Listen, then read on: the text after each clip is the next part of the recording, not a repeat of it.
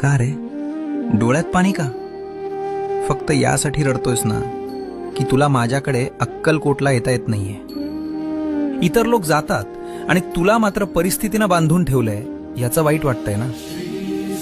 तू तिथे येऊन त्या गर्दीत मला शोधतोस, पण मी तर तुझ्या घरातल्या त्या कोपऱ्यात तुझ्या देव्हाऱ्यात मांडी घालून बसलोय.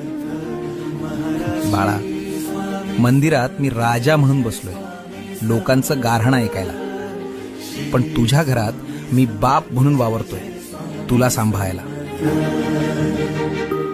मग राजाच्या दरबारात जाणं महत्वाचं की बापाच्या मांडीवर बसणं महत्वाचं?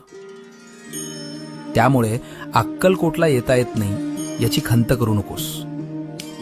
आत्ता याच क्षणी डोळे मिट आणि बघ, मी तुझ्या समोर उभा नाहीये, तर मी तुझ्या आत बसलोय.